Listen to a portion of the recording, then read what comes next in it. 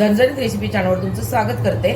आज आपण बनवतोय तहान लाडू भूक लाडू। म्हणजे काय लाडू करतोय आता तांदळाचे।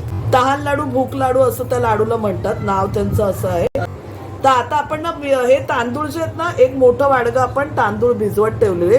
3 दिवस आपण भिजवले ना तांदूळ, 3 दिवस भिजवायला ठेवले आणि पाणी काढत राहिलो, पाणी परत दुसरं चेंज पाणी करत टाकायचं। राहिलो।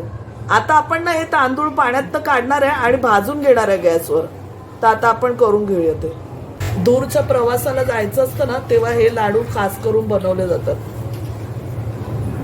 आमची आजी बनवायची, त्यानंतर आता काय आम्ही खूप दिवसात काय बनवले नाहीत ते लाडू। आजी बनवायची, आता आजी नाही राहिली, त्यानंतर आता फर्स्ट टाइमच बनवतो। मग तिची मोठी मावशी बनवते, मावशी बनवायची, दुसऱ्या नंबरची मावशी बनवायची। आज आम्ही त्या तुमच्यासाठी युट्यूबवर ते लाडू थंडीसाठी एकदम मस्त लाडू आहे, आजारपणातल्या लोकांसाठी चांगले, बाळंतिणीला चांगले, खूपच पौष्टिक असे लाडू आपण बनवणार आहोत। जी आई यायची बिचारी होती तेव्हा नेहमी लाडू घेऊन यायची आमच्या लोकांसाठी, पोरांसाठी। हे लाडू खाल्ल्यावरती तहान आणि म्हणजे भूक दोन्ही मिटते, म्हणून तहान लाडू भूक लाडू। शेतावर जाताना 2 लाडू खाल्ले, गेला कामावर जाताना काय नेली बरोबर, डब्यात न्यायसाठी सुद्धा चांगले आहेत, प्रवासाला तर खूपच चांगले, म्हणजे खराब होत नाहीत लाडू। पहिले वारीला वगैरे जाताना पण लोक हे लाडू घेऊन जायचे। सुके लाडू असे डब्यामध्ये भरले ना, एक महिनाभर टिकतात।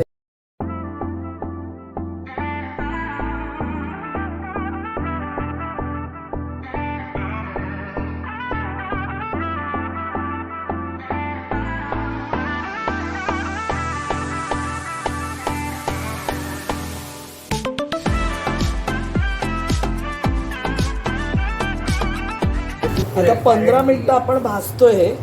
आता बघा मोकळा झालाय, रेड कलर झालाय त्याचा। आता तांदूळ बघा अगदीच मोकळा झालाय, जसं आपण हे असते ना लाया कशा असतात तसं फुटतोय। आता होत आलंय, 15-20 मिनिटं झाली भाजतोय आपण।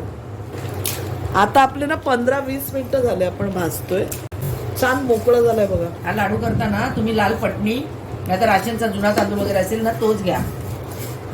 आम्ही इंद्रायणी घेतलेला, आम्ही इंद्रायणी घेतला। इंद्रायणी चिकट असतो ना, तुम्ही जुना घ्या, जरा सडसडीत असा।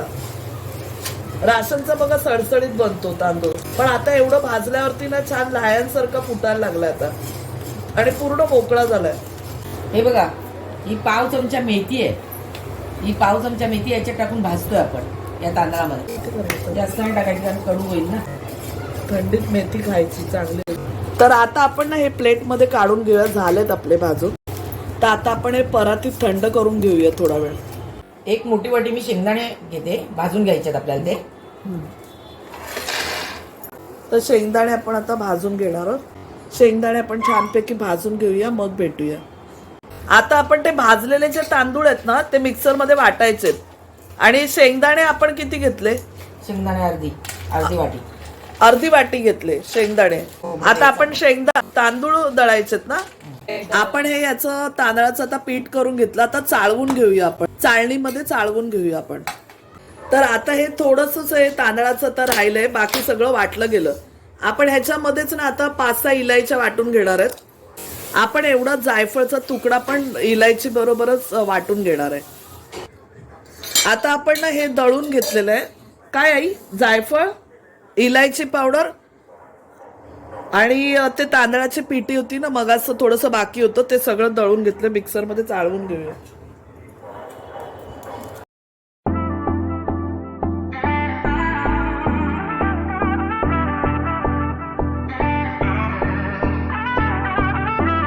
आपण खसखस टाकतोय भाजायला, खसखस भाजायला घेतोय। हे बघा किती घेतली, 1 टेबलस्पून आपण खसखस घेतले भाजायला।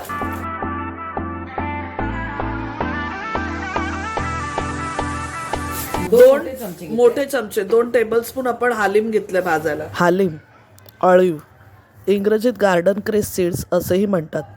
अळीवमध्ये भरपूर प्रमाणात लोह, folate, vitamin C, vitamin A, vitamin E, fibre आणि प्रोटीनसह अनेक पोषक घटक असतात। कधी कधी दगड वगैरे पण असतात त्याच्यामध्ये, तर आपण साफ करून घेतलंय आणि आता भाजून घेऊया हे। आता आपण हे काय घेतलंय, हे गव्हाचं पीठ आहे. गव्हाचं पीठ आपण 1 मोठी वाटी घेतलं, आपण भाजून घेणार आहे. तर गॅस कमी केला मी. जास्त फास्ट ठेवून आपण पीठ नाही भाजू शकत, नाही तर जळेल, लगेच जळेल. नाही तर गॅस कमी केलाय मी आता. आता ना छान सुगंध सुटलाय पिठाचा मस्तपैकी. पीठ थोडासा कलर सुद्धा बदललाय. पिठाचा कलर पण चेंज झालाय आपल्या, छान असा मस्त. आता आपण काढून घेऊया पीठ. छान सुगंध सुटलाय पिठाचा. तर इथे आपण भाजलेली खसखस जी आहे ती मिक्सरमध्ये वाटून घेणार आहेत. तर ती वाटली जावी म्हणून मी त्यामध्ये थोडं पीठ पण ऍड केलंय. इथे आपण भाजलेले शेंगदाणे आणि 2-4 बदाम पण ऍड केले. मिक्सरमध्ये आपण वाटून घेणार आहे. बघा आपण असं जाडसरच कूट ठेवलंय, बारीक नाही केलंय. आपण पॅन मध्ये 2 टेबलस्पून तूप घेतलं. हे बघा.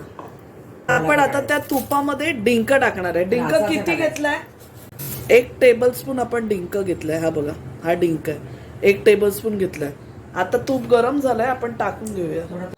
इथे आपण डिंक थोडा थोडा करून साईडला टाकला. चिकटला नाही पाहिजे म्हणून वेगवेगळा टाकलाय. आता फुललाय तो डिंक आपण काढून घेऊया.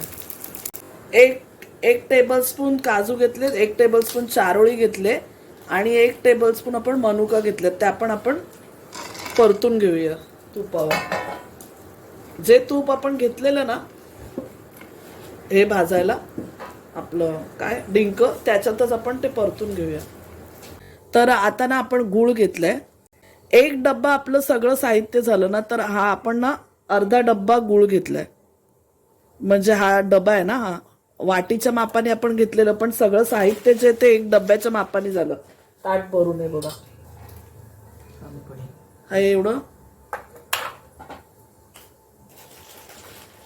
हे एवढं सगळं साहित्य झालं. तर त्याच्या मापाने आपण ह्या साहित्य 1 डब्बा भरून होणार आहे. तर आपण अर्धा डब्बा गूळ घेतलाय. थोडंसं पाणी टाकलं आपण पॅनमध्ये आणि गूळ हे केलं. गूळ वितळवतो आपण. पाक नाही बनवायचं, फक्त वितळवून घ्यायचं. आता आपला गूळ वितळलेला आहे, पाक नाही बनवायचं आपल्याला. आता त्याच्यामध्ये तूप टाकून घेऊया आपण. 2 टेबलस्पून अंदाजे मी घेतले. आता आपण गॅस बंद करून घेऊया. आपल्याला पाक नाही बनवायचा आहे त्याचा, फक्त गूळ वितळवून घेतला आपण. तुम्ही कापून करा, म्हणून मला खूप वेळ लागला. कापून गूळ वितळवा तुम्ही. आता त्याच्यामध्ये ना आपण खोबरं टाकणार आहे. ओलं खवलेलं खोबरं आहे. हे बघा, ओलं खोबरं टाकलं आपण, किसून घेतलं आपण. 1 वाटी टाकलं. 1 वाटी खोबरं घेतलं आपण, ओलं खोबरं. गॅस बंद केलेला आहे आपण. चांगलं परतून घ्यायचं, नाही तर बुरशी पकडते. ओलसर असतं ना ते. आपल्याला हे लाडू कसे खूप महिना टिकले पाहिजे असे आपल्याला बनवायचे. म्हणजे आपण जेव्हा पण हे लाडू बनवतो तेव्हा जास्तीत जास्त आपल्याला टिकवायचे ते, म्हणून आपण हे चांगले परतून घेऊया. त्यांच्यात पाण्याचा अंश राहायला नाही पाहिजे. गॅस चालू केला आपण. थोडं खोबरं परतूया गॅस चालू करून आपण. आता याच्यामध्ये सगळं जे पीठ आपण जे काय सगळं ते दुसरं जे साहित्य आहे ते टाकल्यामध्ये आपण शेंगदाण्याचा चुरा, म्हणजे जे शेंगदाणे आपण वाटलेले ते टाकले. आपण जे डिंक वाटलेला, म्हणजे डिंक जो हे केलेला तो थोडासा आपण चेचून घेतला असा. थोडासा खसखसचा चुरा, खसखसचा चुरा, हे सगळं तुम्हाला मगाशी सांगितलेलंच आहे. सांग सगळं काय काय टाकलं आपण. जे सगळं आपण भाजलं ते सर्व पाक करून आता ते गुळात आपण सगळं मिक्स करतो.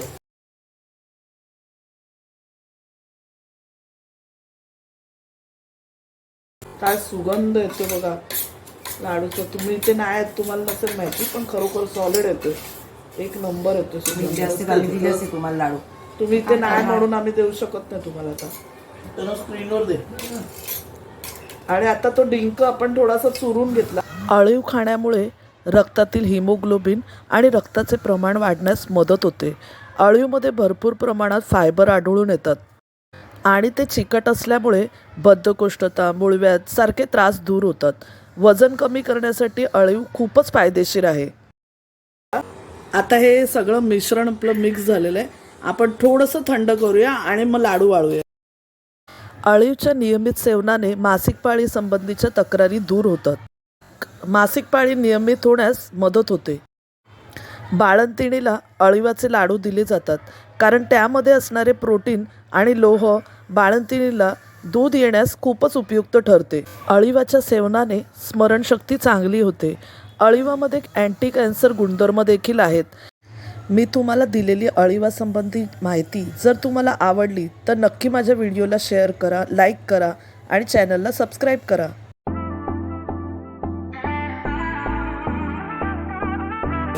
हात असे लाल होतात. गरम गरम दुःख हे ग थांब. बाई पण भारी देवा दाखवलं.